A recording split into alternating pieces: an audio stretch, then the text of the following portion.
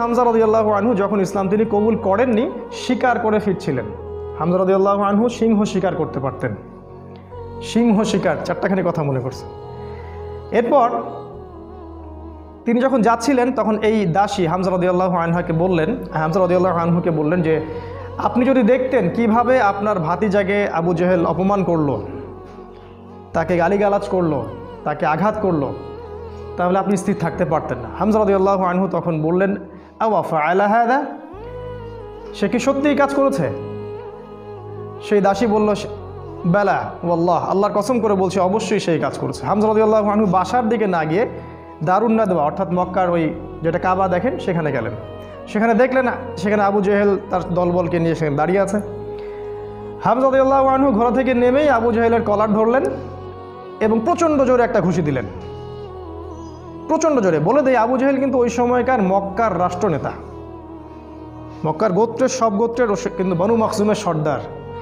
হামজা রাদিয়াল্লাহু আনহু এই কাজটা করলেন এবং বললেন, রুদ্দাহা ইন ইসতাতা, তো যদি ক্ষমতা থাকে আমাকে ঘুষি মেরে ফেরত দে, যদি ক্ষমতা থাকে, রুদ্দাহা ইন ইসতাতা, ক্ষমতা থাকলে আমার গালেও একটা মেরে দেখা, কথাটা তো এরকম আর কি। আবু জেহেল কিছু করতে পারল না। হামজা রাদিয়াল্লাহু আনহু বললেন,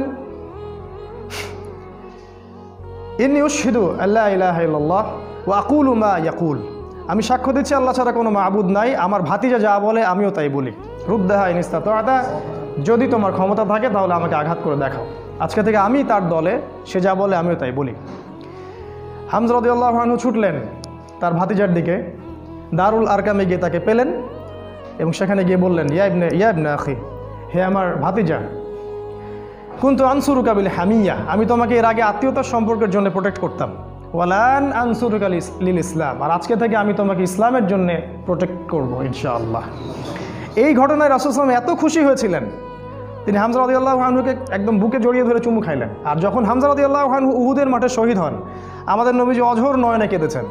তার শাহাদাতের দৃশ্য যদি দেখতেন বা আমরা যদি দেখতে পারতাম, তাকে বর্ষা নিক্ষেপ করে হত্যা করা হয়েছে, বর্ষাটা তার কলিজা ভেদ করে পিছন দিয়ে বের হয়ে গেছে, চোরাগুপ্তা হামলা চালিয়ে, কারণ সামনে থেকে তাকে মারার ক্ষমতা ছিল না। আজকেও ইসলামকে সামন থেকে শেষ করা এত সহজ না, এই জন্য পিছন থেকে সবসময় চক্রান্ত করতে থাকে এরা, কীভাবে কোথায় কি লাগায় দেওয়া যাবে, কীভাবে কি করা যাবে। আর তার কলিজাটা হিন্দা ছিঁড়ে দাঁত দিয়ে কামড়ানোর চেষ্টা করেছিল। এই হচ্ছে আমাদের শেকড়ের পূর্বপুরুষরা। তাই এই ঘটনাটা উমর রাদিয়াল্লাহু আনহু দেখেছিলেন ওই দিন, এই ঘটনাটা উমর রাদিয়াল্লাহু আনহু দেখলেন এবং বাসায় গিয়ে তিনি চিন্তা করতে থাকলেন যে সব ফাসাদের মূল মনে হয় মুহাম্মদ, এই ব্যক্তিটার কারণেই আরবের মধ্যে বিভক্তি সৃষ্টি হচ্ছে, ফিতনা ফাসাদ সৃষ্টি হচ্ছে। তাহলে আমার করণীয় কি? আমিও তো একটা গোত্রের নেতা, তিনি আদি গোত্রের নেতা ছিলেন, তো তিনি খোলা তরবারি হাতে চললেন, এবার তিনি নবীজিকে হত্যা করবেন। ওই যে ঘটনাটা জানেন আপনারা, পথিমধ্যে একজনের সাথে দেখা হলো, সে বলল যে নবীজিকে হত্যা করার আগে তুমি তোমার বোন আর ভগ্নিপতির বাসায় যাও, তারা তো ইসলাম কবুল করেছে। তিনি আসলেন, এসে দরজা যখন নক করলেন, দরজার আড়াল থেকে শুনতে পারলেন ভিতরে তিলাওয়াত হচ্ছে কিছু একটার, সূরা তাহা তিলাওয়াত হচ্ছিল, তাহা মা আনজালনা আলাইকাল কুরআন লিতাশকা ইল্লা তাযকিরাতাল লিমান ইয়াখশা তানজিলাম মিম্মান খালাকাল আরদা ওয়াস সামাওয়াতিল উলা আর রহমান আলাল আরশি ইস্তাওয়া। তিনি দরজা খুলে ঢুকলেন এবং জিজ্ঞাসা করলেন, মা কুনতুম তাকরাউন, তোমরা কি পড়ছিলে? বোন অস্বীকার করলো যে আমি কিছু না, তাহাদ্দাসনা বাইনানা, আমরা পরস্পরে কথা বলছিলাম। তখন তিনি বললেন যে ফালা তাকরিবা কুনতু সামিআতু ইন্নাকুমা সাবাতুমা, তিনি বললেন যে আমি শুনেছি তোমরা দুজনে সাবা হয়ে গেছো, মানে বেদিন হয়ে গেছো, মিথ্যা বলবে না আমার কাছে।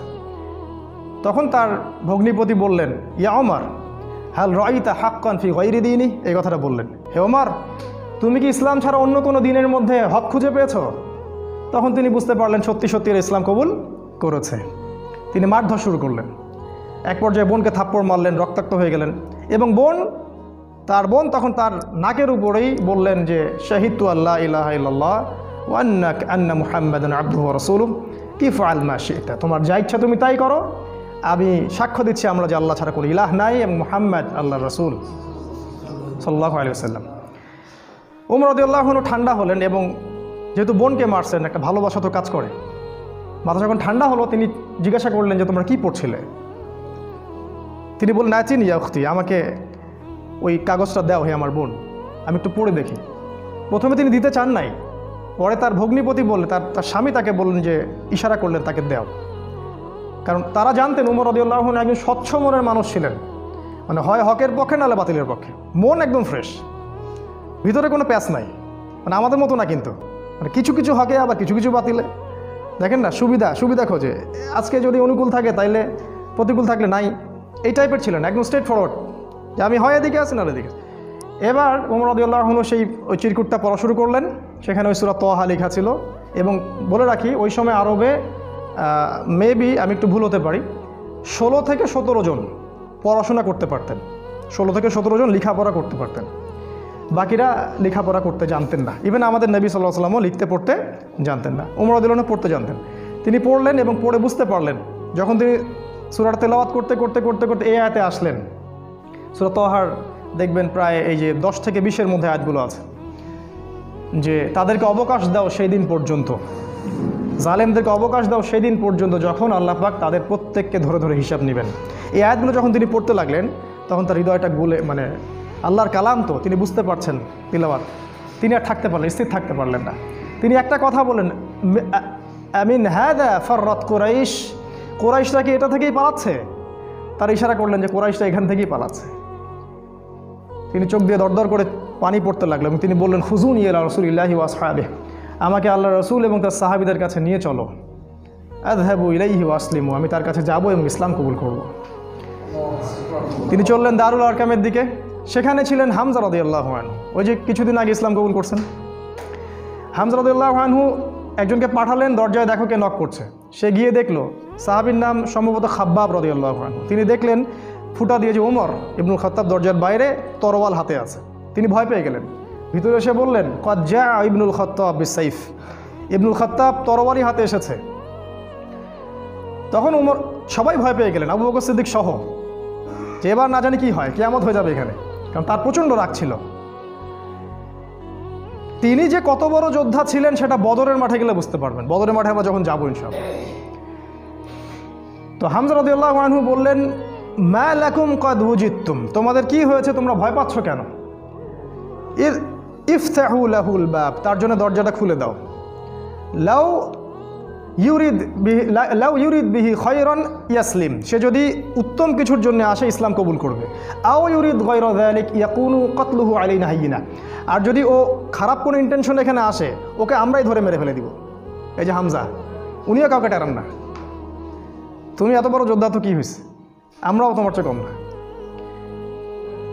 তো তিনি ওমর রাদিয়াল্লাহু আনহুর কলারটা ধরে ভিতরে নিয়ে আসলেন, নিয়ে এসে দরজার সাথে ঠেকিয়ে দিয়ে বললেন যে, আলা তানতাহি হাত্তা ইয়ানজিলাল্লাহু বিকা কারিয়া, আলা তানতাহি হাত্তা ইয়ানজিলাল্লাহু বিকা কারিয়া, তুমি কি ততদিন পর্যন্ত বিরত হবে না যতদিন না আল্লাহ পাক তোমার উপরে কোনো শাস্তি আযাব পাঠাচ্ছেন আসমান থেকে? এইভাবে তিনি ধমক দিলেন আর কি। ওমর রাদিয়াল্লাহু আনহু ঠান্ডা হলেন, কারণ উনি তো ইসলাম কবুল করতে সেখানে আসছেন। এরপর রাসূল সাল্লাল্লাহু আলাইহি ওয়াসাল্লাম সেখানে বের হলেন। তিনি রাসূলের সামনে দাঁড়িয়ে, ওমর ইবনুল খাত্তাব রাসূলের সাল্লাল্লাহু আলাইহি ওয়াসাল্লামের সামনে দাঁড়িয়ে বললেন, ইয়া রাসূলুল্লাহ, হে আল্লাহর রাসূল, জিতুকা উমিনু বিল্লাহি ওয়া রাসূলিহি, আমি আল্লাহ এবং তার রাসূলের প্রতি ঈমানদার হয়েই এখানে এসেছি। ওয়া বিমা জিতা বিহি মিন ইনদিল্লাহ, এবং আপনি আল্লাহর পক্ষ থেকে যে কিতাব নিয়ে আসছেন তার প্রতি ঈমানদার হয়েই আমি এখানে আসছি। কালিমা সাক্ষ্য দিলেন, রাসূলকে বুক ভরে বললেন যে, এর আগ পর্যন্ত আমি ইসলামের যে বিরোধিতা করেছি, আজকের পর থেকে আমি ইসলামের পক্ষের শক্তি হয়ে কাজ করব ইনশাআল্লাহ। আর তোমরা ইসলাম আমার আগে কবুল করে যত নেকি কামাই করেছো, আজকে থেকে ইনশাআল্লাহ আমি তোমাদেরকে টক্কর দিব ইনশাআল্লাহ। তিনি ঘর থেকে বের হয়ে গেলেন, প্রথমে গেলেন আবু জেহেলের বাসায়। আবু জেহেলের বাসায় নক করে বললেন, হ্যালো আলিমতা আন্নী কদ আসলামত, তুমি কি জানো যে আমি ইসলাম কবুল করেছি? বুকের পাঠা দেখছেন? দিন পালন করে বাসায় বলতেই পারে না যে আমি কোরআন সুন্নাহ ফলো করছি, আমি দিন পালন করছি। বাপের ভয়, মায়ের ভয়, সরকারের ভয়, নেতা খেতার ভয়, কত ভয়। আমাদের বাপদাদাই কি আসলে এরকম ছিলেন? তিনি আবু জেহেলের বাসায় গিয়ে বললেন, তুমি কি হাল আলিমতা আন্নী কদ আসলামত, আবু জেহেল তুমি কি জানলা যে আমি ইসলাম কবুল করছি? আবু জেহেল আকাশ থেকে পড়লো, হাল ফাআলতা হাদা, তুমি কি সত্যি এটা করেছো? লা তাফআল, এটা করিও না। ও ভয় পেয়ে যাচ্ছে, কারণ এ তো ইসলামে গেলে খবর আছে আমাদের। তখন উনি চোখ মুখ বড় করে বলেছেন, বাল ফাআলতা, আমি অবশ্যই ইসলাম কবুল করেছি। এরপরে গেলেন ওয়ালিদ বিন মুগীরার বাসায়, ওখানে একই কথা বললেন। তারপর আরেক কাফেরের বাসায় আরেক একই কথা বললেন। এরপর আসলেন কাবা ঘরে। কাবা ঘরে এসে বললেন যে ইয়া আইয়ুহান নাস, হে হে হে লোক সকল, ইলামু আন্নী কদ আসলাম, তোমরা জেনে রাখো আমি ইসলাম কবুল করেছি। ওয়ান শাহিদতু আল্লা ইলাহা ইল্লাল্লাহ ওয়া আন্না মুহাম্মাদুর রাসূলুল্লাহ, আমি সাক্ষ্য দিয়েছি আল্লাহ ছাড়া কোনো মাবুদ নাই, মুহাম্মদ সাল্লাল্লাহু আলাইহি ওয়াসাল্লাম আল্লাহর বান্দা এবং রাসূল। এরপরে লোকজন তাকে মারা শুরু করলো, সবাই তাকে মারা শুরু করলো, পারতেছিল না তার সাথে, তিনি একাই 8-10 জনকে ডিফেন্ড করতেছিলেন। এক পর্যায়ে সেখানে আরও কিছু গোত্রনেতা আসে এবং তাদের মারামারিটা বন্ধ করে দেন। এবার দেখেন, মারামারি বন্ধ করে দিয়ে একজন উমর রাদিয়াল্লাহু আনহুকে বলছিলেন যে আফালা কুনতা কাতামত, ওমর তুমি কি চুপ থাকতে পারতে না? এই যে আমাদের হিকমা আছে না, চুপ থাকো। ওমর তুমি কি চুপ থাকতে পারতে না? তো ওমর ইবনুল খাত্তাব বলছেন ওয়াল্লাহি লা আকতুমুল হাক্কা ওয়া হুয়া আলামু, যখন আমি সত্য জেনেছি আল্লাহর কসম করে বলছি আমি সত্যকে গোপন রাখবো না। লাউ ফাররিকান্নাল হাক্কা মিনাল বাতিল কামা ফাররাকাল্লাহু বাইনাল লাইলি ওয়ান নাহার, আমি সত্যকে মিথ্যা থেকে আলাদা করে দিব ঠিক যেমন করে আল্লাহ রাত থেকে দিনকে আলাদা করে দেন। সুবহানাল্লাহ। এই ঘটনার পরে তার নাম হয়েছে আল ফারুক, পার্থক্যকারী। যেমন করে মিরাজের ঘটনার পর আবু বকর সিদ্দিকের নাম হয়েছে কি? সিদ্দিক। প্রত্যেকটার পিছনে একটা ঘটনা আছে, পড়তে হবে, এগুলো জানতে হবে।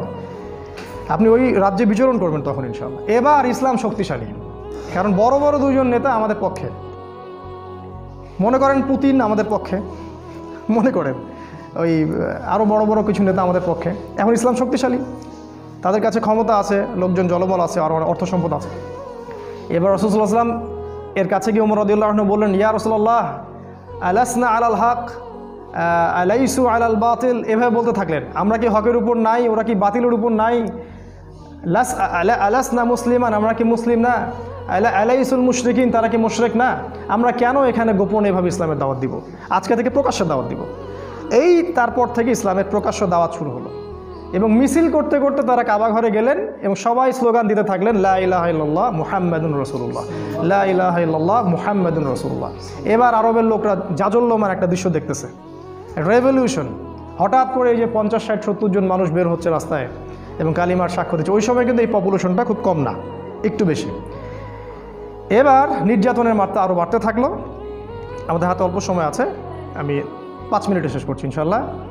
নির্যাতনের মাত্রা বাড়তে থাকলো এবং এক পর্যায়ে সাহাবীদের প্রতি এমন মর্মান্তিক নির্যাতন করা হলো। কিছু নমুনা আপনারা জানেন, ওই যে বিলাল রাদিয়াল্লাহু আনহুর ঘটনা, সুমাইয়া রাদিয়াল্লাহু আনহার ঘটনা, আবার খাব্বাব, তারপরে মুসআব বিন উমাইর, এদিকে উসমান রাদিয়াল্লাহু আনহু, ইভেন আবু বকর সিদ্দিক, সমস্ত সাহাবীকেই টর্চার করা হলো। মানে ফিজিক্যাল, মেন্টাল, ইকোনমিক্যাল এমন কোনো টর্চার নেই যেটা করা হয়। এরপর রাসূল সাল্লাল্লাহু আলাইহি ওয়াসাল্লাম তাদেরকে বললেন আবিসিনিয়ায় তোমরা হিজরত করো, দিন কায়েম দেখেন। অনুকূল পরিবেশে এখন আমরা প্রকাশ্যে দাওয়াত দিচ্ছি, এখানে নির্যাতন হচ্ছে, ওখানে কিন্তু বোম ব্লাস্ট করছি না। আমরা বলছি যেখানে দিন পালনের সুযোগ আছে, অনুকূল পরিবেশ আছে, তোমরা সেখানে চলে যাও। সাহাবীরা চলে গেলেন ইথিওপিয়ায়, ওই যে আমি গতদিন খুতবায় বলেছিলাম, আবিসিনিয়ায়। ওখানে একজন বাদশা ছিলেন, সেই বাদশার নাম নাজাশি। সে ছিল একজন খ্রিস্টান নাসারা, একজন খ্রিস্টান আমাদেরকে আশ্রয় দিল। সব খ্রিস্টান এক না, সব খ্রিস্টান এই পশ্চিমা সভ্যতার মতো ওই ছেলে ছেলে বিয়েকে জায়েজ বলে না। এরা গডলেস পিপল, এই পৃথিবীর সবচেয়ে বড় জালেম এবং ফেরাউন এরা, এবং আবু জেহেলও বটে। এই বাদশা নাজাশি আমাদেরকে আশ্রয় দিলেন, আমরা রেফিউজি ছিলাম সেখানে, ওরা আমাদেরকে আশ্রয় দিল এবং আমরা সেখানে শান্তিপূর্ণ একটা পরিবেশে দিন পালন করতে থাকলাম। প্রথমে একবার হিজরত হলো, তারপর আরও একটা দল হিজরত করলো এবং কাফেররা বসে থাকেনি, তারাও সেখানে কূটনৈতিক তৎপরতা চালালো। আমর ইবনে আসকে সেখানে পাঠানো হয় এবং সেখানে মোনাজারা, বাহাস হয়। সেই বাহাসে জাফর রাদিয়াল্লাহু আনহু ওই বাদশার সামনে দাঁড়িয়ে সূরা মারিয়াম তেলাওয়াত করেছিলেন। আর ওই বাদশা কিন্তু ছিল নাসারা বা খ্রিস্টান। সূরা মারিয়ামের তেলাওয়াত শুনে সেই বাদশার চোখ দিয়ে ঝরঝর করে পানি পড়তে থাকলো। তিনি বুঝতে পারলেন যে এটা আল্লাহর পক্ষ থেকে এসে। তিনি বলেছিলেন একটা কথা, এটা লোভ সামলাতে পারছেন, তিনি বলেছেন যে ইন্নাহা লাহুদান ইয়াখরুজু মিন মিশকাতিন ওয়াহিদা মা আনজালাল্লাহু আলা ঈসা ইবনে মারইয়াম ইন্নাহা লাহুদা ইয়াখরুজু মিন মিশকাতিল ওয়াহিদা, এটা বলেছেন। এই বাদশা নাজাশি বলেছিলেন যে তুমি যে তেলাওয়াত করলে শুনে মনে হচ্ছে ঈসার কাছে যেটা এসেছিল এটা সেই একই আলোক বর্তিকা থেকে এসেছে। এ তো খ্রিস্টান, এ কি এদের মতো খ্রিস্টান? এরা কি এখান থেকে হেদায়েত নেবে না? সেই বাদশা নাজাশি মুসলিমদেরকে আশ্রয় দিলেন, সেখানে আমরা থাকলাম। এক পর্যায়ে এদিকে নির্যাতন আরও বাড়তে থাকলো। রাসূল সাল্লাল্লাহু আলাইহি ওয়াসাল্লাম এবং সাহাবীদেরকে 3 বছর বয়কট করা হলো। 3 বছর তারা ওই যে পাহাড়ের পাদদেশে ওটাকে বলা হয় শিয়ারে আবু তলেব, সেখানে 3 বছর গাছের ছাল পাতা খেয়ে থেকেছে। সামান্য ভাই কষ্ট করে একটা সেমিনারে আসতে পারেন না, দিন কায়েমের স্বপ্ন দেখেন, সামান্য 10টা টাকা খরচ করতে পারেন না, মাসে কেন দিতে পারতেছেন না, সামান্য একটু সিরা পড়বেন সেটা পড়তে পারেন না, দিনের জন্য সামান্য একটু এফোর্ট দিবেন, জানমাল ব্যয় করবেন, কোন মুখ দিয়ে সাহাবীদের নাম উচ্চারণ করেন? 3 বছর শুধু গাছের ছাল পাতা খেয়ে থেকেছে। ওই সময় অনেক ত্রাণ আসতো, হামজা রাদিয়াল্লাহু আনহু ত্রাণ ফেরত দিতেন, ত্রাণের দরকার নাই, আল্লাহ রিজিক দিবেন। কি ইমান, কি জজবা! আমাদের বাপদাদা সবাই, আমাদের শেকড়, আমাদের গায়ে তাদেরই রক্ত আছে, কিন্তু কোনো না কোনোভাবে উপমহাদেশ ইসলাম তারা প্রচার করেছেন। যাই হোক, এবার এই বয়কটটা যখন উঠে যায়, তখন রাসূল সাল্লাল্লাহু আলাইহি ওয়াসাল্লাম তায়েফে হিজরত করলেন। সেখানকার ঘটনা আপনারা জানেন। সেখান থেকে তাকে মারধর করে বের করে দেওয়া হয়, তিনি আবার মক্কায় চলে আসেন। এবার মক্কায় তিনি যখন স্টে করলেন, নবুয়তের 10, 11 আর 12 এই 3টা বছর, শেষ করছি আমি, 10, 11, 12 এই 3টা বছরে মদিনা, যে ইয়াসরিব থেকে প্রথমে 6 জন, তারপরে 12 জন, তারপরে 73 জন, পরপর 3 বছরে 3টা গ্রুপ আসলো। প্রথমে 6 জন, তার নেতৃত্বে ছিলেন আসাদ বিন জোরারা, তারপরের বছর 12 জন, তারপরের বছর 73 জন, আর 2 জন নারী, মোট 75 জন। এই 75 জন এসে রাসূলের কাছে বায়াত করলেন। বায়াত করে রাসূলকে বললেন যে আপনি মদিনায় হিজরত করেন। এবার রাসূল সাল্লাল্লাহু আলাইহি ওয়াসাল্লাম সাহাবীদেরকে নিয়ে মদিনায় হিজরত করলেন। আর মদিনায় হিজরত করার পরে সেখানে ইসলামিক স্টেট বা খিলাফা স্টেট কায়েম হলো। তারপরে দিন কিভাবে কায়েম হলো সেটা আমরা ইনশাআল্লাহ সালাতের পর শিখবো ইনশাআল্লাহ। জাযাকুম। আসসালামু আলাইকুম রাহমাতুল্লাহ। বিসমিল্লাহি আউয়ালুহু ওয়া আখিরুহু, আলহামদুলিল্লাহ। প্রশংসা সেই আল্লাহ পাকের জন্য, যিনি আমাদেরকে মাগরিবের সালাতের পর আবারও বসার তৌফিক দান করেছেন। সবাই বলি আলহামদুলিল্লাহ। হৃদয়ের অন্তঃস্থল থেকে দরুদ পাঠ করি আমাদের প্রিয় নবী মুহাম্মদ রাসূলুল্লাহ সাল্লাল্লাহু আলাইহি ওয়াসাল্লামের প্রতি। আল্লাহুম্মা সাল্লি আলা মুহাম্মদ, আল্লাহুম্মা বারিক আলা মুহাম্মদ। মাগরিবের সালাতের আগ পর্যন্ত আমরা যতটুকু আলোচনা করেছিলাম মদিনায় হিজরত পর্যন্ত। হিজরতের যে মূল ঘটনাটা, সেই ঘটনাটা হচ্ছে যে ইয়াসরিব বা মদিনা থেকে প্রথমে 6 জন যুবক মক্কায় আসেন হজের মৌসুমে। হজ কিন্তু তখনও ছিল, মানে এই হজ সিস্টেম না, বিকৃত হজের সিস্টেম। কারণ তারা দাবি করতো যে আমরা ইব্রাহিম আলাইহিস সালামের রিলিজিয়ন ফলো করি। মক্কার কুরাইশরা এটা দাবি করতো আমরা ইব্রাহিমই দিন ফলো করি, এই জন্য তারা হজও কিন্তু করতো। এখনও দেখবেন, এখনও যারা মুশরিক আকীদা লালন করে তারাও কিন্তু বছর বছর হজ উমরা ঠিকই করে। তো এটা নতুন কিছু না। তো এই হজের মৌসুমে ইয়াসরিব থেকে প্রথমে 6 জন যুবক এই মক্কায় আসে হজ করতে, যারা আগে শুনেছিল যে শেষ জামানায় একজন নবী আসবেন। এই যে শেষ জামানা সম্পর্কে সচেতনতা, এটা নতুন কিছু না, এটা সবাই করেছে আগে যুগে যুগে। ইহুদিরা খুঁজে খুঁজে বেড়াতো যে কবে নবী বের হবে, আমরা কবে তার কাছে বায়াত নিব। যখন দেখলো নবী ইসমাইল আলাইহিস সালামের বংশ থেকে আসছে, তখন তারা আর সেখান থেকে বায়াত নিল না, উদ্ধত অহংকার করলো। অথচ আমরা কিন্তু ওদের কাবা বাইতুল মাকদাসকে কেন্দ্র করে দীর্ঘদিন নামাজ পড়েছি। এটা বোঝানোর জন্য যে একই সোর্স থেকে সব নবী এসেছেন। যাই হোক, এই 6 জন যুবকের নেতৃত্ব দিয়েছিলেন আসাদ বিন জুরারাহ রাদিয়াল্লাহু আনহু নামে একজন সাহাবী। তিনি রাসূল সাল্লাল্লাহু আলাইহি ওয়াসাল্লামের সাথে দেখা করলেন 6 জন সাহাবীকে সাথে নিয়ে। আমাদের নবীজি সাল্লাল্লাহু আলাইহি ওয়াসাল্লাম কোরআন পাঠ করে শোনালেন, তাদেরকে ইসলামের দাওয়াত দিলেন এবং এই 6 জন ইসলাম কবুল করলেন আলহামদুলিল্লাহ। এই প্রথম মদিনা থেকে কেউ এসে ইসলাম কবুল করলো। এর আগ পর্যন্ত দেখলেন দীর্ঘ 10 বছর কত চড়াই উতরাই আমাদেরকে পার হতে হলো। এদিকে কাফেরদের নির্যাতন কিন্তু ব্যাপক হচ্ছিল। বয়কট করেছে 3 বছর, তার পরের বছর খাদিজা রাদিয়াল্লাহু আনহা মারা যান, একই বছর চাচা আবু তলেবও মারা যান, মাত্র 3 দিনের ব্যবধানে সম্ভবত। এবং এতে করে নির্যাতন আরও বেড়ে যায়, ওখানে থাকা আমাদের জন্য কষ্টকর হয়ে যায়। তখন নবীজি চাচ্ছিলেন হিজরত করার জন্যেই, আল্লাহ পাকের আদেশের অপেক্ষা করছিলেন। এই জন্য প্রথমে তিনি আবিসিনিয়ায় পাঠিয়েছেন সাহাবীদেরকে, তারপর নিজে গিয়েছেন তায়েফে। আপনারা জানেন তায়েফ থেকে তাকে রক্তাক্ত হয়ে ফিরে আসতে হয়, তায়েফবাসী ইসলাম কবুল করেনি। সেখানে 3 জন ভাই ছিল, আব্দে ইয়ালাইল, আব্দে মাসউদ আর হাবিব বিন আমর। এরা নবীজিকে পাথর নিক্ষেপ করে মাথা ফাটিয়ে দিয়েছিল, ছোট ছোট ছেলেপেলেদেরকে লেলিয়ে দিয়েছিল, যারা নবীজিকে রক্তাক্ত করেছিল। আমাদের নবীজি তাদের জন্য বদদোয়া করেননি, বরং দোয়া করেছিলেন যে আমি আশা করি আল্লাহ পাক এর পরবর্তী জেনারেশন থেকে এমন কাউকে বের করবেন যারা আল্লাহর একত্ববাদে বিশ্বাস করবেন। একটা তথ্য দিয়ে রেখে আপনাদেরকে, আবু হুরায়রা রাদিয়াল্লাহু আনহু কিন্তু ওই তায়েফবাসীরই সন্তান। যদি নবীজি ওই দিন বদদোয়া করতেন তাহলে আমরা আজকে আবু হুরায়রা রাদিয়াল্লাহু আনহুকে পেতাম না। তার কাছে কিন্তু আসমান, এই যে আপনার পাহাড় পর্বতের ফেরেশতাকে পাঠানো হয়েছিল। পাহাড় পর্বতে ফেরেশতা থাকে, এই কথা আমাদের গডলেস ওয়ার্ল্ড বিশ্বাস করবে না, এডুকেশন সিস্টেম সেকুলার কনসেপ্ট আর বিশ্বাস করবে না। তো আমরা ওদেরকে বলি তোমরা গেট লস, তোমরা এখানে দূর হবে এখান থেকে। পাহাড় পর্বতে ফেরেশতা যখন এসেছিলেন বলেছিলেন আল্লাহ পাক আপনার সাথে তায়েফবাসী যা করেছে আল্লাহ পাক দেখেছেন, আপনি যদি চান 2 পাহাড়কে পিষে একদম তায়েফকে শেষ করে দিব। নবীজি বললেন আমি চাই আল্লাহ পাক ওদেরকে হেদায়েত দান করুন। তো যাই হোক, এরপরে নবীজি হিজরতের অপেক্ষা করছিলেন, এই সময় ঘটনাটা ঘটে। 6 জন ইয়াসরিবের যুবক আসেন, তারা ইসলাম কবুল করেন। তারপর তাদেরকে আবার নবীজি পাঠিয়ে দেন, মদিনায় পাঠিয়ে দেন, বলেন তোমরা ওখানে দাওয়াতি কাজ করতে থাকো। পরের বছর মানে নবুয়তের এটা ছিল 10ম 11তম বর্ষে তারা আরও 6 জনকে সাথে নিয়ে আসে। দেখেন দিন কায়েম কেমন করে হচ্ছে, প্রথমে গোপন দাওয়াত, তারপরে প্রকাশ্য দাওয়াত, তারপরে একদম যখন আমাদের জনবল বেশি হয়ে গেল, মানে বড় বড় নেতা খেতা মানুষ টাইপের সবাই আমাদের দলে চলে আসলো, তখন আমরা আরও মানে কি বলবো ফ্রিকোয়েন্সির সাথে দাওয়াত দিয়ে শুরু করলাম, এবং যত ফ্রিকোয়েন্ট দাওয়াত হবে তত নির্যাতন বেশি হবে। এটাই সুন্নাহ। এটা হতে থাকলো, এক পর্যায়ে হিজরত করলাম, বয়কট করলো, সোশ্যাল বয়কট, অর্থনৈতিক বয়কট, সব কিছু করলো। তারপরে আমরা হিজরতের জন্য অপেক্ষা করছিলাম। এই 12 জন, এই পরের বছর আরও 6 জন, 6 যোগ 6 মোট 12 জনকে তারা নিয়ে আসলেন। এই 12 জনের সাথে নবী সাল্লাল্লাহু আলাইহি ওয়াসাল্লাম একজন সাহাবীকে মদিনায় পাঠালেন। বিখ্যাত সেই সাহাবী, তার নাম হচ্ছে মুসআব বিন উমাইর রাদিয়াল্লাহু তাআলা আনহু। তিনি প্রচণ্ড রকম ধনীর দুলাল ছিলেন, ইসলামের জন্য সব ছেড়ে দিয়েছিলেন। যখন উহুদের মাঠে তাকে শহীদ করা হয় তখন তাকে কবর দেওয়ার মতো একটা জামা পর্যন্ত পাওয়া যায়নি, তাকে ঘাস দিয়ে ঢেকে কবর দেওয়া হয়েছে।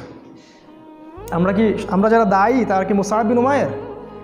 বাংলাদেশে লক্ষ লক্ষ এই যে সিজনে বক্তব্য হবে, এরা কি সবাই মুসআব বিন উমাইর? আলাদা জিনিস।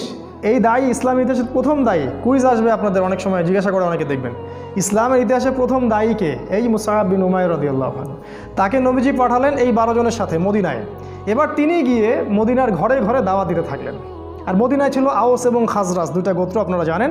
মদিনায় ছিল আওস এবং খাজরাজ, এর পাশাপাশি কিছু ইহুদি ছিল, বনু নাজির, বনু কোরাইজা, আর কি একটা কি জানি বনু কাইনুকা, মাশাআল্লাহ জাযাকাল্লাহ। এই 3টা গোত্র ছিল ওই মদিনায়। আর কিছু কিছু মুশরিকও ছিল।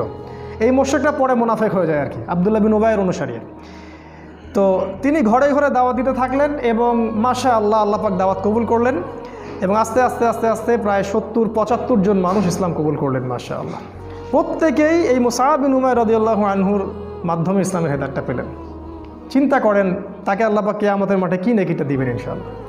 এবার ওখানে হিজরত করার পটভূমি রচিত হলো। মানে এমন কোনো জায়গায় যাওয়া যাবে না দিনের ব্যাপারটা নিয়ে হিজরত করে যেখানে আমাদের লোকাল সাপোর্ট নাই। প্রতিটা জায়গায় আপনি একটা দলিল পাবেন। একটু ঠান্ডা মাথায় চিন্তা করেন, দেখেন নবী কীভাবে দিন কায়েম করেছেন। ওখানে লোকাল সাপোর্ট পেলাম, আওস এবং খাজরাজ তারা ইসলাম কবুল করলো। এবার নবুয়তের 13তম বর্ষে এই 75 জন, 73 জন পুরুষ আর 2 জন নারী। যদি জিজ্ঞাসা করি ভাইয়া 2 জন নারীর একজনের নাম বলো, হয়তো বলতে পারবেন না। জানা উচিত ছিল। ক্যাটরিনা কাইফকে তো সবাই চিনে, তাই না? সাকিবের স্ত্রীর নাম জানে, নুসাইবা, একজনের নাম হচ্ছে নুসাইবা রাদিয়াল্লাহু আনহা, তিনিও উহুদের মাঠে যুদ্ধ করেছেন বীর বিক্রমে। আরেকজন নাম আসমা, তিনিও মাশাআল্লাহ একজন বলিষ্ঠ সাহাবী ছিলেন। ইনি আবু বকর সিদ্দিকের মেয়ে না, আরেকজন। তো এই 2 জন নারী আর 73 জন পুরুষ রাসূলের কাছে আসলেন নবুয়তের 13তম বর্ষে। এবার এই বায়াত হচ্ছে। বায়াত তো বোঝেন, আমাদের এই মানে দল সংগঠন বা পীর মুরিদির বায়াত না, এটা বায়াত 2টা ক্ষেত্রে হয়, এক নবীর হাতে অথবা ইসলামী রাষ্ট্রপ্রধানের হাতে। এই 2টা সেক্টরে বায়াত হয়েছে ইসলাম, অন্য কোনো সেক্টরে বায়াত হয়নি। At the same time Abu Bakr Siddiq বায়াত নিচ্ছেন, অন্য সাহাবীরাও বায়াত নিচ্ছেন, এমন কোনো ঘটনা নাই। ইসলামী স্টেটের খলিফা যিনি হবেন তার হাতে আপনি বায়াত নেবেন, জনগণ মৌখিক স্বীকৃতি দিবে। আর নবীর হাতে সবাই হাতে হাত রেখে বায়াত নিতেন, মহিলারা বাদ দিয়ে। বায়াত কিসের উপর হলো? 6টা বিষয়ের উপরে। বিষয়গুলো একটু বলি। 1 নাম্বার, তারা আল্লাহর নবীর হাতে বায়াত করলেন হাতে হাত রেখে, যে আমরা আপনার কথা শুনবো এবং মানব। যারা অ্যাসোসিয়েশন করতে চান, ফাউন্ডেশন করেন বা দিন কায়েম করতে চান, ছোট স্কেলে হোক আর বড় স্কেলে হোক, যেই নেতা হোক না কেন, সে হাবশি গোলামও হোক না কেন, সে যদি কোরআন এবং সুন্নাহ অনুযায়ী আপনাদেরকে পরিচালিত করে, তার কথা আপনাকে শুনতে হবে, মানতে হবে। প্রথম বায়াতের এটা সেক্টর ছিল। আমরা হাতে হাত রেখে বায়াত করতে বলিনি, শিক্ষাটার কথা বলছি। না হলে কোনো অ্যাসোসিয়েশন, কোনো সংগঠন, কোনো ফাউন্ডেশন বা কোনো দাওয়াতি কাফেলা টিকবে না, অসম্ভব। শ্রবণ আনুগত্য নাই, সামি'না আতা'না নাই, টিকবে না। 2 নাম্বার, তারা বায়াত করেছিলেন যে আমরা সুখে অথবা দুঃখে, সচ্ছল অসচ্ছল উভয় অবস্থায় আল্লাহর পথে দান করব, ব্যয় করব। চিন্তা করেন, 3 নাম্বার বলেছে আমরা সৎ কাজের আদেশ করব। 4 নাম্বার অসৎ কাজে নিষেধ করব। 5 নাম্বার সত্য প্রচারে নিন্দুকের নিন্দার পরোয়া করব না। চিন্তা করতে পারেন কি বিষয়ের বায়াত হচ্ছে। সত্য প্রচারে কারো নিন্দার পরোয়া আমরা করব না। 6 আমরা আপনাকে হে নবী এমনভাবে প্রোটেক্ট করব, মানে হেফাজত করব মদিনায় ইনশাআল্লাহ, যেভাবে আমরা আমাদের স্ত্রী সন্তানদেরকে হেফাজত করি। এই 6টা বিষয়ের উপর তারা হাতে হাত রেখে বায়াত করলেন এবং তারা জিজ্ঞাসা করলেন যে ইয়া রাসূলুল্লাহ এগুলা করলে আমরা কি পাবো? রাসূল সাল্লাল্লাহু আলাইহি ওয়াসাল্লাম বলেন আল জান্নাত, তোমরা জান্নাত পাবে। এবার নাজিল হলো সূরা তওবার 111 নম্বর আয়াত, ওই যে নিশ্চয়ই আল্লাহ মুমিনদের জান মাল ক্রয় করেছেন এই জান্নাতের বিনিময়ে। এই হলো আয়াতের পটভূমি। ইন্নাল্লাহা আশতারা মিনাল মুমিনিনা আনফুসাহুম ওয়া আমওয়ালাহুম বিআন্না লাহুমুল জান্নাহ। যখন আপনি এই বিষয়গুলো জানবেন তখন কোরআন হাদিস পড়ে মজা পাবেন, কখন কোনটা কোন জায়গায় আসছে। এবার নবীজি হিজরত করলেন, একা না, তিনি সবার শেষে গেলেন। প্রথমে সাহাবীদেরকে পাঠিয়ে দিলেন। নেতা যে হবে সে আগে বিপদ ফেস করবে, তার অনুসারীদেরকে সে আগে সিকিউর জায়গায় নিয়ে যাবে, তারপর সে যাবে। একজন নেতাকে হতে হবে আত্মত্যাগী। আগে কর্মীদের স্বার্থ দেখতে হবে, তাদের মেন্টালিটি বুঝতে হবে, কার মানসিকতা কি, কার মধ্যে কি পোটেনশিয়াল আছে। তিনি যাকে তাকে দাওয়াত দিতে পাঠান নাই, মুসআব বিন উমাইরকেই পাঠিয়েছেন, কারণ তিনি জানতেন যে তার মধ্যে এই যোগ্যতাটা আছে। তারপর তিনি হিজরত করলেন। আপনারা জানেন ওই হেরা গুহায় কী হলো, গারের সাউরে কী হলো। এদিকে 100 উটের ঘোষণা হলো, ধরে আনতে পারলে 100 উট দেওয়া হবে। আল্লাহ পাক তাকে নিরাপদে পৌঁছে দিলেন মদিনায়। এইবার মদিনায় গিয়ে ইসলামিক স্টেট কায়েম হলো। কিভাবে? আওস এবং খাজরাজের সাহাবীরা আনুগত্য করলেন এবং রাসূল সাল্লাল্লাহু আলাইহি ওয়াসাল্লামকে ইসলামিক স্টেটের প্রেসিডেন্ট বানিয়ে দিলেন। আল্লাহ পাক এই ওয়াদাটা করেছিলেন, সূরা নূরের 55 নম্বর আয়াতটা পড়ে দেখবেন। আল্লাহ পাক আগেই বলেছিলেন যে ওয়া'আদাল্লাহুল্লাযীনা আমানু ওয়া আমিলুস সলিহাতি লা ইস্তাখলিফান্নাকুম ফিল আরদ কামা ইস্তাখলাফাল্লাযীনা মিন ক্বাবলিকুম।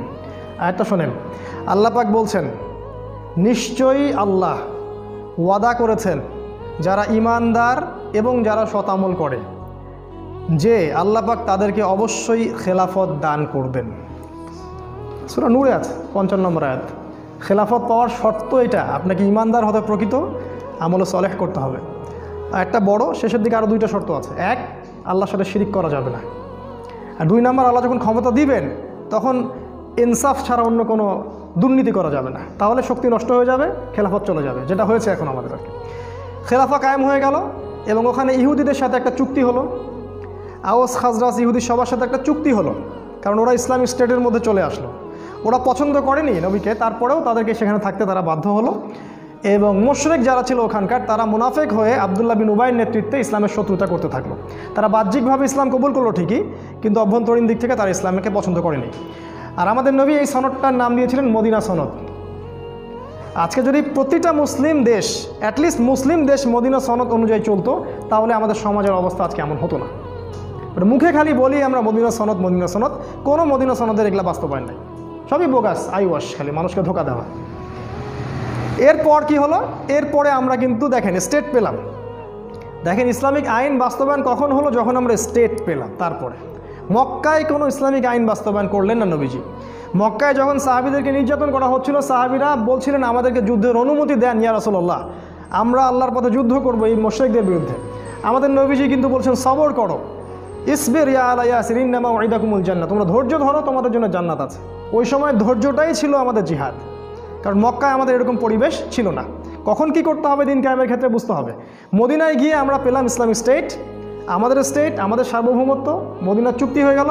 এবার আমরা ইকোনমির দিকে ফোকাস করলাম, অর্থনীতি শক্তিশালী করা শুরু করলো, সামরিক প্রশিক্ষণ দেওয়া শুরু করলো, সাহাবীরা অস্ত্রশস্ত্র বানানো শুরু করলেন, একদম কূটনৈতিক তৎপরতা শুরু হলো এবং সারিয়া অভিযান শুরু হলো। আজকে ওই গোত্রে তো কালকে ওই গোত্রে, কারণ আমাদের মিলিটারি পাওয়ার আছে। এখন আমরা ফোর্সফুলি অন্য গোত্রে যাচ্ছি এবং গিয়ে ওদেরকে ইসলামের দাওয়া দিচ্ছি। কোনো কোনো ক্ষেত্রে ওরা যদি অন্যায় করে আমাদের বিরুদ্ধে, আমরা ওখানে অস্ত্র দিয়ে প্রতিবাদ করছি। এক পর্যায়ে মুশরিকরা মক্কার, তারা যখন বদর প্রান্তে আসলো, তখন আমরা ওখানে গেলাম। আমরা আক্রমণ করিনি বদরে। তোমরা যারা ইসলামকে জঙ্গিবাদের আর এই যে সন্ত্রাসের ধর্ম বানিয়েছো মিডিয়ার মাধ্যমে, তোমাদের মতো ছোট লোক এই পৃথিবীতে কারণ নাই, আর এদের মতো বড় মিথ্যাবাদী এই পৃথিবীতে কারণ নাই, কেউ নেই। বদরে ওরা আক্রমণ করেছিল, আমরা ডিফেন্ড করেছি প্রথম, এবং ওদের সৈন্য সংখ্যা ছিল 1000, আমাদের মাত্র 300 জন। ওদের 70টা উট, এতগুলা ঘোড়া, আমাদের মাত্র 2টা ঘোড়া। অসম যুদ্ধ, কোনো ক্যালকুলেশনই মিলবে না যুদ্ধ। তারপরে আল্লাহ পাক ওই যুদ্ধে আমাদেরকে বিজয় দান করলেন। যুদ্ধের ঘটনা অনেক ডিটেলস আজকে বলার সময় নাই, এতটুকু বলছি ওই যুদ্ধে আল্লাহ পাক ফেরেশতাদেরকে দিয়ে আমাদেরকে সহযোগিতা করেছে। যদি আজও সেই ঈমান, সেই আমল, সেই তাকওয়া থাকে, সেই ইসলাম থাকে, আজকেও আল্লাহ পাক ফেরেশতাকে নামায় আমাদেরকে হেল্প করতে পারেন ইনশাআল্লাহ। এবং সেটা হচ্ছেও পৃথিবীতে। দেখবেন বিভিন্ন জায়গায় অনেক মুসলিম ভাই যারা দীর্ঘদিন ধরে এই কুফফার, এই ফাসেকা, জালেমদের বিরুদ্ধে দাঁড়িয়ে আছে, আপনি দেখবেন তাদের হাতে এমন কোনো অস্ত্রশস্ত্র নাই, কিন্তু তারপরেও বড় বড় পরাশক্তিরা ওদের সামনে মাথা নত করতে বাধ্য হচ্ছে। দেখছি না আমরা একটা মিডিয়ার মাধ্যমে এখন। আল্লাহ পাক সাহায্য করেন। আল্লাহ পাক সূরা আনআমে, সূরা আনফালের মধ্যে বলেছেন যে আল্লাহ পাক প্রায় 5,000 3,000 ফেরেশতা আল্লাহ পাক পাঠিয়ে দিয়েছিলেন সেদিন মুসলিমদের সহযোগিতা করার জন্য। আল্লাহ পাক চাইলে আরও 1,000 পাঠাতে পারতেন। আল্লাহ বলেছেন এই কথাগুলো। বদরে জিতলাম আমরা, এবং শোচনীয় পরাজয় ওদের। 70টা বড় বড় নেতাকে শেষ করে দেওয়া হলো, একটাকেও বাকি রাখা হয়নি। আর বলে দেই, এই মক্কায় কিন্তু নবীজি এদের নাম ধরে ধরে বদদোয়া করেছিলেন। আপনারা হয়তো জানেন, মক্কায় নবীজি এদের নাম ধরে ধরে বদদোয়া করেছেন, আল্লাহ একে দেখে নিও, একে দেখে নিও, একে দেখে নিও। তাই আজকে যারা ইসলামের বিরুদ্ধে শত্রুতা করছেন বা আলেম ওলামাদেরকে ঢুকাচ্ছেন ভিতরে, তাদের বদদোয়া খুব খারাপ জিনিস। এই বদদোয়া থেকে বেঁচে থাকবেন। আপনার মসনদ গুঁড়া গুঁড়া হয়ে যাবে ওদের বদদোয়ায়। আপনাদের মসনদ, অহংকার, এই যে জুলুমের ভিত্তিতে গড়া এই সাম্রাজ্য একটা বদদোয়া চুরমার হয়ে যাবে ইনশাআল্লাহ। আলেম ওলামাকে এইভাবে কষ্ট দিবেন না। আজকে এগুলো বলার কেউ নাই, বলতে হচ্ছে আমাদেরকে। নবী সাল্লাল্লাহু আলাইহি ওয়াসাল্লাম নাম ধরে ধরে দোয়া করেছিলেন, সবগুলো লাশ বদরের কূপে পাওয়া গেছে। আপনারা জানেন, ছোট ছোট কচি কাঁচা সাহাবি, বয়স 12, 13, 14, এরা আবু জেহেলের গলা কেটে হত্যা করেছে। আব্দুল্লাহ বিন মাসউদ তার গলাটা নিয়ে এসে রাসূলের সামনে দিয়ে দিয়েছেন, এই যে আবু জেহেলের মাথা শেষ, সব বড়াই দম্ভ শেষ, জাহান্নামে চলে গেল। এর পরের বছর তারা উহুদে আসলো প্রতিশোধ নিতে। এবারও আমরা যুদ্ধে জিতছিলাম, গুটিয়ে নিচ্ছি আমি। এবারও কিন্তু আমরা যুদ্ধে প্রায় জিতেই গিয়েছিলাম। নবীজি বলেছিলেন, এই পাহাড় থেকে তোমরা 50 জন নামবে না। যদি দেখো আমাদেরকে পাখি ঠোকরাচ্ছে লাশের উপরে, তারপরেও তোমরা এই 50 জন এখান থেকে নামবে না। নেতার আদেশ, ভালো করে দেখেন। আমি বারবার বলছি, আপনার নেতা যেই হোক না কেন, সে যদি কোরআন সুন্নাহর অনুকূলে আদেশ করে, আপনি আল্লাহর ওয়াস্তে সেটা মানতে বাধ্য। কেন? না হলে ইসলামের ক্ষতি হয়ে যাবে, দ্বীনের ক্ষতি হয়ে যাবে। ওই 50 জন দেখলেন যে যুদ্ধে আমরা প্রায় জিতেই গেছি, আল গানিমা বলে তারা ওখানে দৌড়ানো শুরু করলেন। আর এই সুযোগের অপেক্ষা করছিলেন কে? খালিদ বিন ওয়ালিদ। তখন তিনি ইসলাম কবুল করেননি। তিনি পিছন দিক থেকে ঘোড়সাওয়ার নিয়ে আসলেন এবং একেবারে কচু কাটা বলতে যা বোঝায়, একদম ছিন্ন ভিন্ন হয়ে গেল যুদ্ধের ময়দান। সমস্ত সাহাবি বিচ্ছিন্ন হয়ে পড়লেন। ইভেন আমাদের নবী সাল্লাল্লাহু আলাইহি ওয়াসাল্লামও একা হয়ে পড়লেন। তার পাশে মাত্র 7 জন কি 9 জন সাহাবি বাকি ছিলেন। আমাদের নবীজি বললেন, কে আছো এদের থেকে আমাকে প্রোটেক্ট করবে? একটা একটা করে সাহাবি বলছিলেন, আমি আমি আমি, এবং জীবন দিচ্ছিলেন। তালহা রাদিয়াল্লাহু আনহু তিনি বলেছেন যে আমার এই বুকের মধ্যে তীর এসে লাগছিল এবং আমার ওই সময় ঘুম পাচ্ছিল।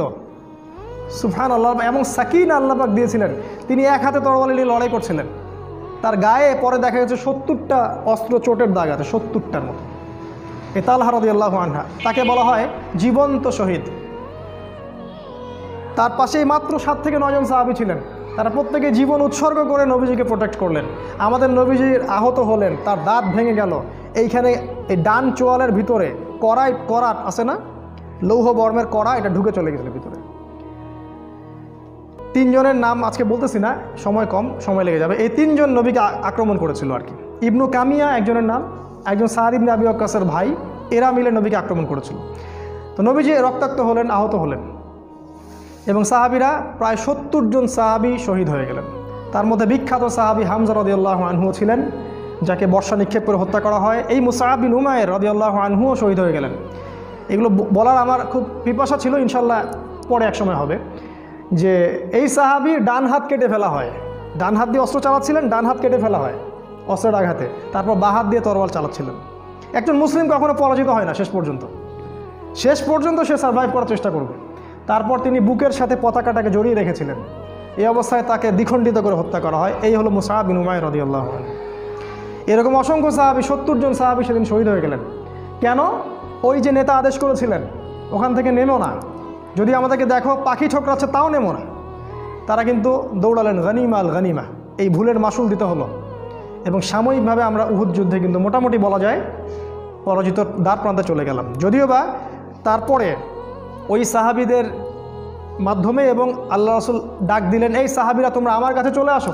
তখন সাহাবীরা যখন তার কাছে আসলেন, নবী সাল্লাল্লাহু আলাইহি ওয়াসাল্লাম আস্তে আস্তে করে উহুদ পাহাড়ের দিকে উঠে গেলেন এবং তাকে সেভ করা হলো। কিন্তু ব্যাপক ক্ষতি হয়ে গেল ইসলামের, 70 জন সাহাবী শহীদ হয়ে গেলেন।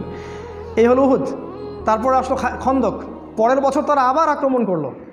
এবার তারা ওই ইহুদিদের সাথে চুক্তি করে আক্রমণ করলো। ভিতরের ইহুদি বনু কুরাইজার সাথে চুক্তি করে তারা আক্রমণ করলো। ভিতরেও শত্রু, বাইরেও শত্রু, কি করবে? এখন সালমান আল ফারসি তিনি পরামর্শ দিলেন, ইয়া রাসূলুল্লাহ সামনে একটা খন্দক খুঁড়ে ফেলেন। এটা হচ্ছে পারস্যের টেকনিক, মানে ওই সময় ইরাক ইরান এই জায়গার টেকনিক, যুদ্ধ টেকনিক, কৌশল। খন্দক থাকলে ওরাও আসতে পারবে না, আমরাও ডিফেন্ড করতে পারবো।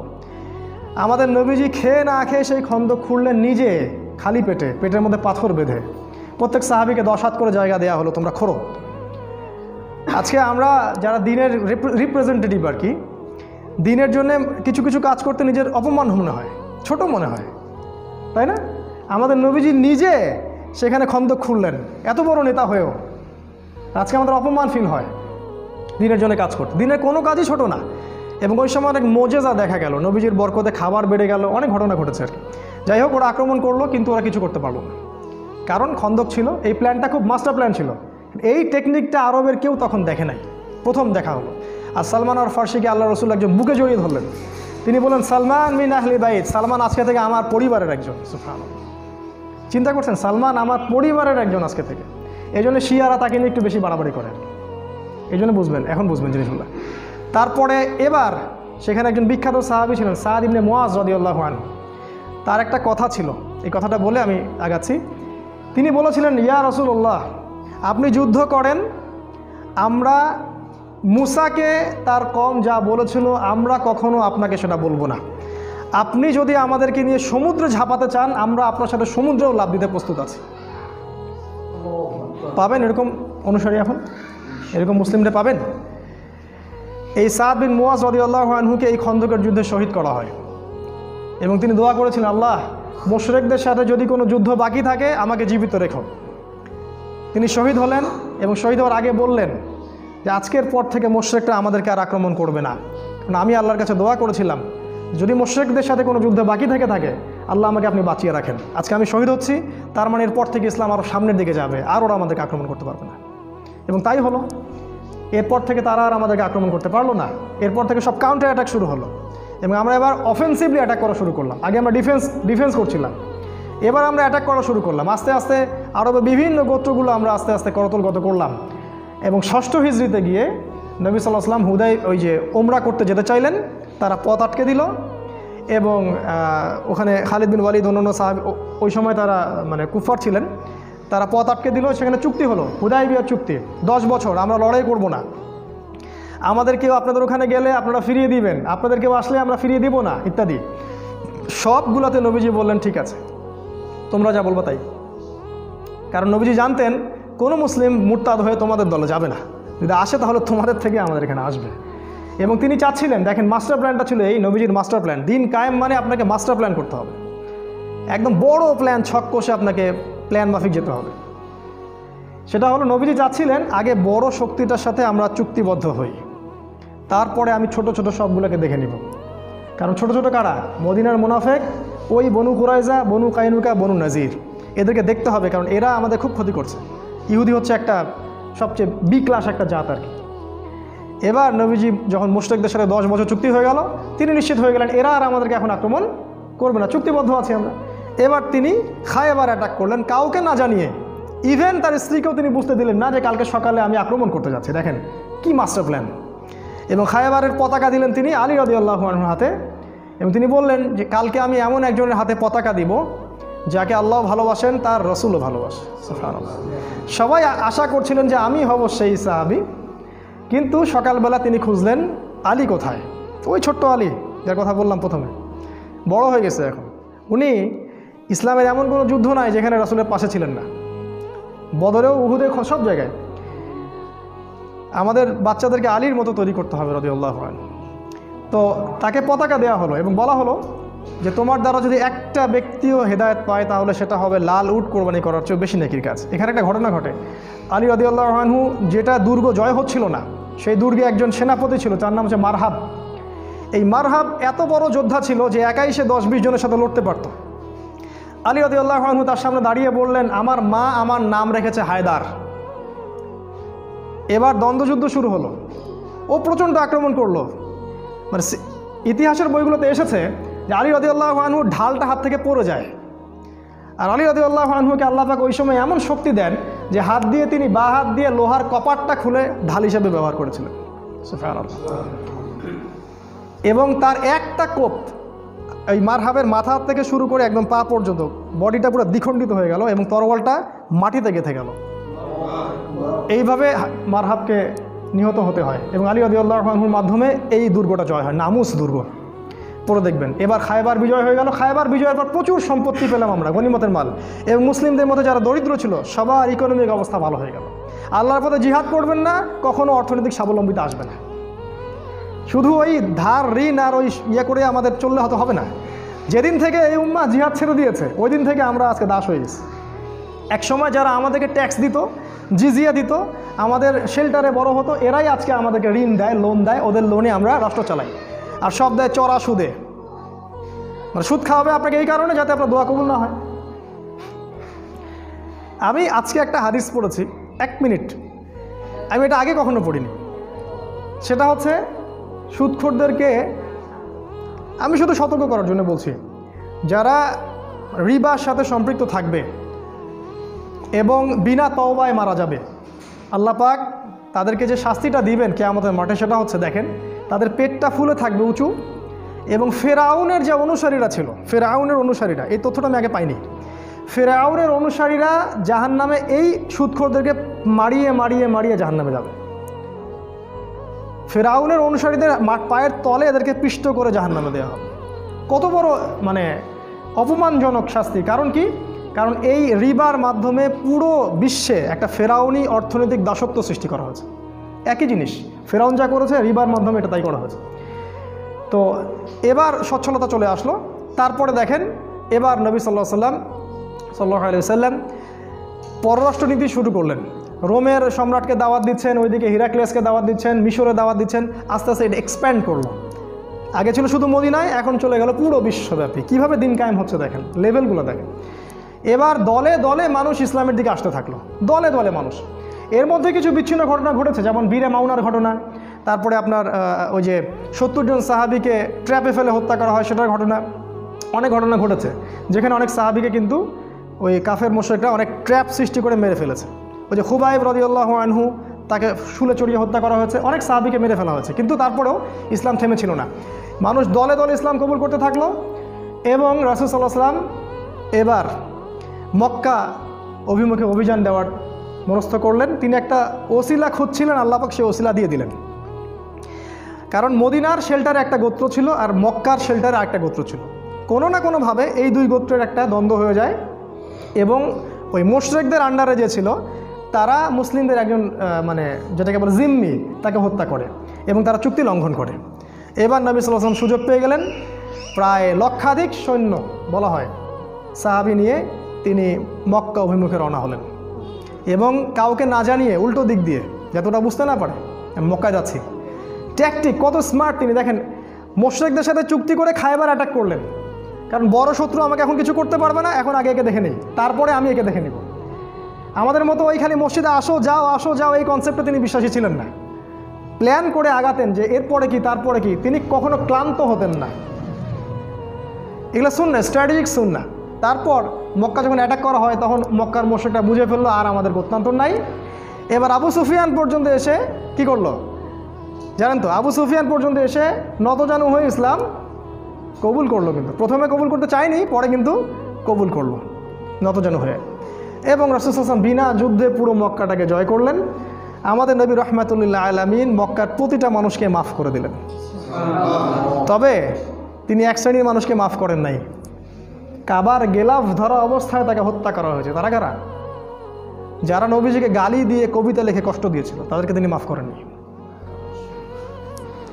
আর আজকে আমরা বাক স্বাধীনতার নামে আমাদের প্রিয় নবী মুহাম্মদ সাল্লাল্লাহু আলাইহি ওয়াসাল্লামের শানে, তার সম্মানে, তার ইজ্জতে আঘাত করি আর দাবি করি যে আমরা বড় মুসলিম কান্ট্রি, 90% মুসলিমের দেশ। সুবহানাল্লাহ, আল্লাহ পাকের কাছে দোয়া করে আল্লাহ পাক এদের মসনদকে গুড়িয়ে দেন, ধ্বংস করে দেন। যাদের নবীকে গালি দেওয়ার পর যাদের হৃদয়ে আঘাত লাগে না, যাদের কষ্ট হয় না, নিজের বাবাকে গালি দিলে কষ্ট লাগে, নবীকে গালি দিলে কষ্ট লাগে না, তাদের জন্য বদদোয়া ছাড়া আমাদের ভিতর থেকে দোয়া আসে না। কিছু করার নাই, মাফ করবেন, দোয়া আমাদের ভিতর থেকে আসে না, কারণ নবীর প্রতি আপনি রেসপেক্ট দেখাতে পারেননি। আমাদের নবী সবাইকে মাফ করে দিলেন, আনতুমুত তুলাকা, তোমরা সবাই আজকে ক্ষমাপ্রাপ্ত, তোমাদেরকে মাফ করে দিলাম। কিন্তু কাবার গিলাফ ধরা অবস্থাতেও তিনি ওই রাসূলকে গালি দানকারী ওই ব্যক্তিকে হত্যা করলেন, গলা কেটে ফেললেন, তাকে মাফ করলেন না। এবার ইসলাম দেখেন মক্কা, শুধু মদিনায় না, পুরো মক্কা জাজিরাতুল আরবে প্রতিষ্ঠা হয়ে গেল। এরপর তিনি তায়েফে আক্রমণ করলেন। ওই যে তায়েফ, যারা তাকে বের করে দিয়েছিল, দেখেন আজকে ফল না পেলেও দিনের কাজের ফল আপনি আগামীতে পাবেন। এত অধৈর্য হওয়ার কিছু নাই, এত অধৈর্য হবেন না। তায়েফবাসী তাকে বের করে দিল, তিনি পরে ওই তায়েফ অ্যাটাক করলেন, সেখানে আবার ইসলামের পতাকা প্রতিষ্ঠিত হলো। এরপর তিনি হুনাইন অ্যাটাক করলেন। হুনাইন, সেখানে কিন্তু সাহাবীদের মধ্যে একটা চেতনা ছিল যে আমরা জিতবো। আল্লাহ পাক ওই যুদ্ধে কিন্তু ওদেরকে একটা শিক্ষা দিয়েছেন। সূরা তওবায় দেখবেন সাহাবীরা বলেছিল আমরা আজকে সংখ্যায় অনেক, আমাদেরকে কে হারাতে পারবে। কিন্তু ওই সময় পদস্খলন হলো এবং অল্প কিছু হুনাইনের সৈন্য কাফের, তারা কিন্তু মুসলিমদেরকে একটা ছিন্ন ভিন্ন অবস্থা করে ফেলল। এটাকে শিক্ষা কি? কখনো সংখ্যা এগুলো নিয়ে গর্ব করতে নাই। কাম মিন ফিআতিন কলিলা গালাবাত ফিআতান কাসীরা, কতই না ক্ষুদ্র দল বড় বড় দলের উপর বিজয়ী হয়েছে। প্রতিটা যুদ্ধে আমরা ছিলাম অল্প সংখ্যক। আমাদের শক্তি ঈমান থেকে আসবে। আরবিতে একটা প্রবাদ আছে, এটা বলি, লোভ সামলাতে পারছি না। আল ইয়াদু লা ইয়াহমিলুস সাইফ আল কলবু ইয়াহমিলুহু, আরবিতে বলে যে হাত তরোয়ারি ধারণ করে না, তরোয়াল কলব ধারণ করে। মানে কলিজা লাগে তরোয়াল ধরতে, হাত লাগে না। এটা হচ্ছে বাংলা কথা আর কি। তো ওই যে সংখ্যা আধিক্য, এগুলো আমাদের পাওয়ার না, আমাদের পাওয়ার ঈমান, তাকওয়া এবং তাওহীদ ও সুন্নাহ। এবার হুনাইনও আমাদের আন্ডারে চলে আসলো। দেখেন পুরো জাজিরাতুল আরবে আমাদের আন্ডারে চলে আসলো। এবার বিদায় হজ হলো, নবীজি সবার সামনে ভাষণ দিলেন। বিদায় হজের ভাষণ নিয়ে আলাদা খুতবা দেওয়া যাবে, এত বিশাল এবং শিক্ষণীয় ভাষণ। তিনি সমস্ত শিরক, সমস্ত যে বেদাত, সমস্ত দুর্নীতি, পাপাচার, সুদ পায়ের তলে পিষ্ট করে দিলেন এবং পুরো আরবের মধ্যে ভাই ভাই ভ্রাতৃত্ব ছড়িয়ে দিলেন।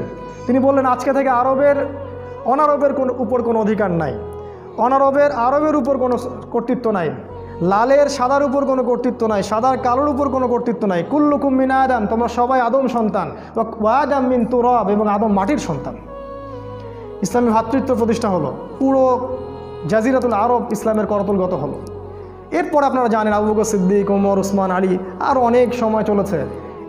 ইভেন এই 1914 আগ পর্যন্ত খেলাফতের একটা সেল ছিল অটোম্যানদের মাধ্যমে। আর আজকে আমরা বিগত 100 বছর থেকে আমাদের অবস্থা মনে হচ্ছে আমরা মিসকিন, আমরা এতিম, আমাদের কেউ নাই, আমরা দুর্বল, আমাদের অর্থ নাই, অস্ত্র নাই, নেতা নাই। না, আমরা আজকে এই আলোচনাটা এই জন্যই করলাম যাতে করে আপনারা শিকড় চিনতে পারেন। নবী সাল্লাল্লাহু আলাইহি ওয়াসাল্লাম এভাবে দাওয়াতি কাজ করে দিন কায়েম করেছেন। এটা হচ্ছে ইকামতে দিনের সুন্নতি পদ্ধতি। শেষ করার আগে এতটুকু বলবো যে দেখেন, নবী সাল্লাল্লাহু আলাইহি ওয়াসাল্লামের সুন্নাহ এখনও আছে, আল্লাহ পাকের কিতাব কোরআন এখনও আছে, সে আল্লাহর ফেরেশতারা জীবিত আছেন, সে আল্লাহ পাক জীবিত আছেন। আমরা ইসলাম যারা ধারণ করি আমরাও এখনও মাঠে আছি। আমরা আল্লাহ পাককে ছেড়ে কাকে, কোন অদৃশ্য শক্তিকে ভয় করছি এই দিনের পথে বিজয়ের কাফেলায় অংশগ্রহণ করার বদলে? সে আল্লাহ এখনও জীবিত, সেই কোরআন সুন্নাহ আমাদের কাছে আছে। আজও যদি সেই ঈমান আমাদের কাছে থাকে, ইনশাআল্লাহ আবারও এই পৃথিবীতে খেলাফা কায়েম হবে ইনশাআল্লাহ। যেটা আল্লাহ পাক জানিয়েছেন আমাদেরকে তার নবীর মাধ্যমে, আগামী দিনগুলোতে ইনশাআল্লাহ আবারও জেরুজালেম থেকে সেই খেলাফা প্রতিষ্ঠিত হবে ইনশাআল্লাহ। ট্যাকটিক অ্যাপ্লাই করতে হবে, রাসূলের সুন্নাহ ফলো করতে হবে। যখন যে পরিবেশ পরিস্থিতি সেই অনুযায়ী কাজ করতে হবে। প্রথমে গোপন দেওয়া, দেন প্রকাশ্য দেওয়া, অনুকূল পরিবেশ, প্রয়োজনে হিজরত, ইসলামিক স্টেট, যুদ্ধ, জিহাদ, সামরিক প্রশিক্ষণ, সব কিছুই এর অন্তর্ভুক্ত। খালি একটা দিকে ফোকাস করলে দিন কায়েম কখনোই হবে না। আল্লাহ পাক আমাদের সবাইকে এই আলোচনাটাকে বোঝার তৌফিক দান করুন, আল্লাহুম্মা আমিন। আমাদের সবার মাঝে রাসূলের সুন্নাহকে জাগ্রত করুন, আমাদেরকে কোরআন এবং সুন্নাহর চেতনায় আল্লাহ পাক বলিয়ান করুন, এবং আমাদেরকে আল্লাহর জন্য, আল্লাহর দ্বীনের জন্য আমাদের জান, মাল, সময়, শ্রম যা আছে সব কিছু ব্যয় করে দিন প্রচার ও প্রতিষ্ঠা এবং ইকামতের দিনের কাজে আল্লাহ পাক আমাদেরকে নিবেদিত প্রাণ করে দিন, আল্লাহুম্মা আমিন।